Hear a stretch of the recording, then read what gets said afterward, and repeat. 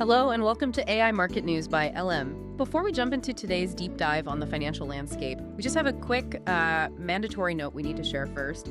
This video's audio is automatically generated by NotebookLM, an AI-powered tool. The reference sources used in this summary are listed in the video description. As this content is AI-generated, there may be errors in proper names, pronunciation, or unnatural speech. This video does not provide investment or trading advice. Please make investment decisions at our own discretion. Okay, so our mission today is pretty straightforward. We're aiming to cut through the noise, give a concise, structured market summary. We're focusing squarely on, key global currency pairs, U.S. equity markets, and the major macro indicators, the things really setting the direction for anyone tracking U.S. and European financial moves. Exactly. And, the real tension we're seeing across the sources this week, it kind of boils down to this fundamental conflict. The market's battling, on one hand, this acute geopolitical fear that's driving defensive plays, but it's also completely consumed by technological greed, which is powering U.S. equities. That tension, that's the thread we'll be pulling on today. Okay, let's unpack that right away. Starting with the biggest headline, the one generating, probably more fear than greed right now. The U.S. federal government shutdown, still stalled, day 3 now. Right, and the main immediate impact isn't just budget friction, it's the data blackout. The single most important monthly number, the U.S. jobs print, the non-farm payrolls, NFP, it's delayed indefinitely. And other key data like factory orders, also off the table. This creates a complete vacuum of official, reliable labor data. It makes any concrete analysis of the U.S. economy really difficult for the Federal Reserve, almost impossible, really. That really is the core of the problem, isn't it? If the Fed relies on data, how can it make policy decisions when the key data just vanishes? And the politics around this seem pretty intense, too. We've seen reports President Trump is escalating pressure, threatening thousands of federal job cuts. Oh yeah, it's classic brinkmanship. Meanwhile, Democrats are holding firm on extending those key subsidies for the Affordable Care Act. It's a very high-stakes political game, and it has very real economic consequences. Interestingly, though, that threat of mass firings, it might be more talk than action. We're seeing reports that legal counsel inside the administration are warning that mass firings during a shutdown might actually violate employment laws. Oh. Maybe. So it makes the threat sound a bit like political bluster. Yeah. Just for leverage. So a data vacuum plus political volatility. That combination has to be influencing the Fed's path, right? They can't just wait forever for the NFP. Absolutely. And the market is still trying to price things in, even without that current input. If we look at the CME FedWatch data, traders still see roughly an 80% chance of 2 Fed rate cuts by the end of the year. But what if the shutdown drags on, weeks, not days? Does that almost force the Fed's hand? Would they cut rates just as a precaution, fearing the economic uncertainty caused by the government itself rather than reacting to an actual downturn? That's the really critical distinction, yeah. It changes the reason for cutting. It shifts from responding to inflation or unemployment to just trying to stabilize market sentiment and, mitigate self-inflicted political risk. A longer shutdown definitely increases the chance of those preemptive cuts. And if the Fed cuts, that's generally negative for the dollar, which maybe counterintuitively is usually positive for emerging market equities. Right, and we can already see the immediate ripples from this domestic uncertainty. Our sources are showing U.S. assets have generally underperformed European assets this week. It sort of suggests investors are finding the volatility in Washington maybe a bit too costly right now. And that hesitation about U.S. exposure immediately shifts the focus, doesn't it, across the Atlantic. If Washington's looking volatile, let's look at why European markets might suddenly seem like a relatively safer bet, or at least one with clear momentum. Okay, so despite all that macro noise, when we look at the global equity picture, U.S. indices are still managing to inch higher. The Dow, S&P 500, NASDAQ futures all up slightly. Looks like a positive end to the week shaping up. And this is exactly where that technological greed idea really takes hold.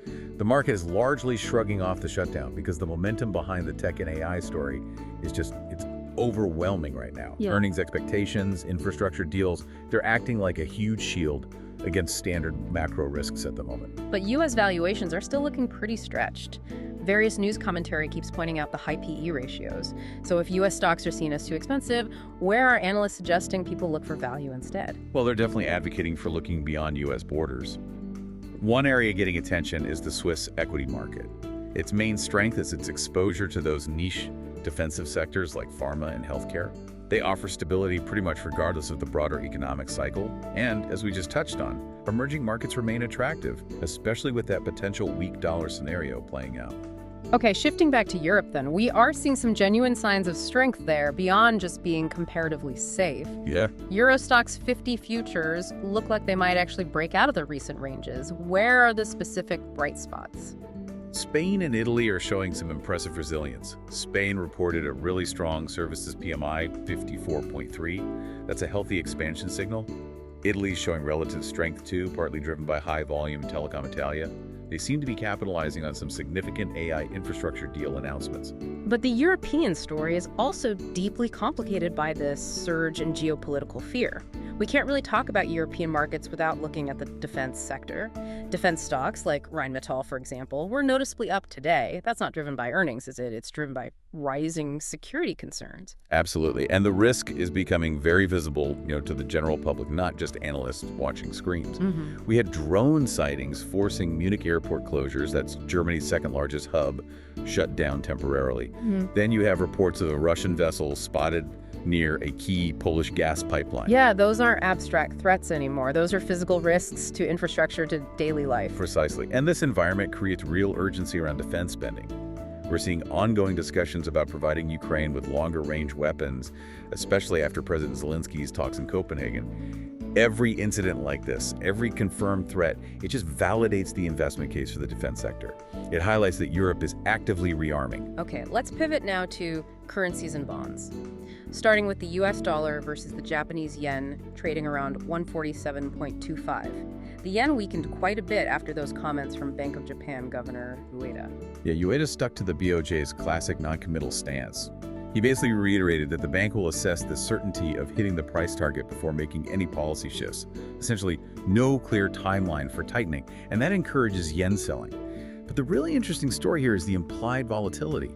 That speaks volumes about market anxiety. Right, this is where it gets fascinating with Japan. We have this quite extraordinary data point, the volatility of Japanese interest rates specifically. The 2-year OIS implied volatility has now actually surpassed the euro's volatility for the first time in 7 years. That is a phenomenal statistic, and we really need to pause on that. OIS, overnight index swaps, they reflect the market's expectation for where central bank rates will be in the short term. So that 2-year OIS volatility, showing such extreme uncertainty about the BOJ's next couple of years, it's huge. The market is basically pricing in wild, unpredictable swings for the first time in, well, a generation. Mostly because it's so hard to predict when and how quickly the BOJ will finally ditch its negative rate policy. Wow. Okay, switching to the euro-dollar pair, is holding steady around 1.1738. The Eurozone Services PMI came in at 51.3. Yes, steady is the word. But the political risk underneath is quite asymmetric. You got France, where the prime minister needs socialist backing for the budget by October 13th, and there are these warnings of a potential 6% deficit if their current budget just rolls over. A 6% deficit, that's a serious number for the Eurozone's second largest economy. It is, especially when you contrast it with Italy, where the deficit is reportedly much more controlled, around 3%. This widening gap in fiscal discipline between, say, core European nations and the periphery should be generating more nervousness than it seems to be. Right now, traders seem maybe complacent, believing either the ECB has it all under control or that the EU framework will just automatically absorb any risk. Interesting complacency. Let's look at commodities now, where supply dynamics are creating very different pressures. Brent crude is down around $64 a barrel. It's actually set for its biggest weekly drop since June, down about 7%. Yeah, that steep drop is almost entirely driven by oversupply concerns, especially ahead of the OPEC Plus meeting this weekend. The key discussion seems to be around potentially increasing output by maybe 500,000 barrels per day for November.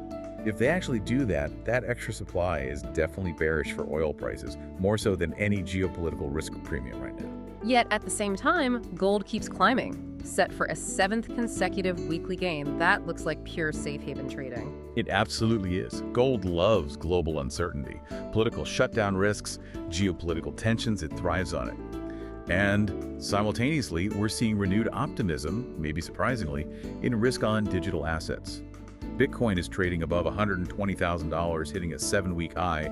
It just shows that dual narrative playing out. Traditional fear assets gaining alongside highly speculative assets. So to try and really gauge the market's current emotional state, let's check the Fear and Greed Index. How's that looking today? Well, the index tracks things like market momentum, comparing the S&P 500 to its 125-day average, and right now it's flashing green. Yeah. High market momentum usually indicates institutional conviction, herd behavior. People are piling in. And stock price strength, which looks at new 52-week highs versus lows on the NYSE, that's particularly telling. Yeah, our internal data confirms that. Advancing stocks make up about 50.9%, but new 52-week highs are heavily dominating the high-low tally 70.6% highs. That figure really confirms the overall market emotion right now is defined by greed. It's pretty aggressive positioning. Now, speaking of positioning, let's look at that fascinating, very human corporate story in Spanish banking. The takeover battle between BBVA and Sabadell. We're in the final countdown now, just 7 days until the deal threshold decision. And the core challenge here isn't just the money, is it? It's sentiment. The big hurdle is the retail shareholder base, especially those concentrated in Catalonia. They seem to hold a very sentimental attachment to their local Sabadell shares.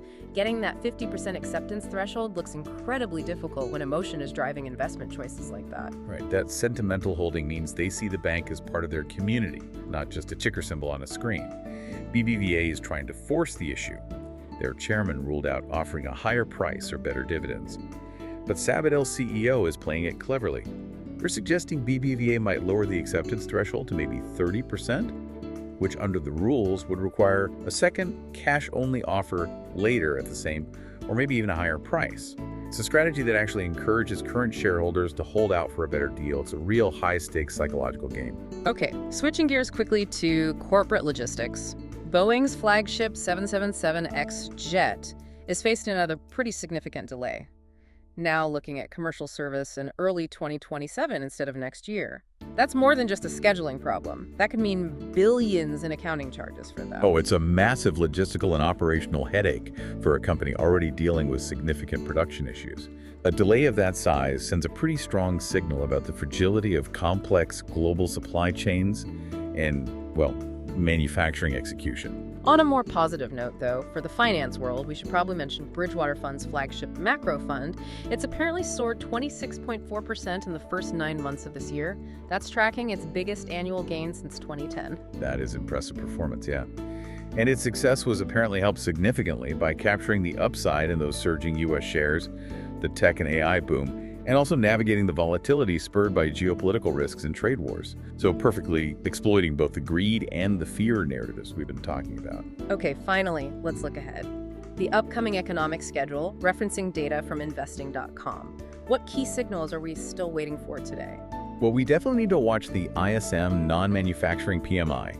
That's scheduled for 10.00 a.m. US ET, forecasted at 52.0. Without the NFP jobs report, this services data becomes an even more critical gauge of U.S. economic health right now.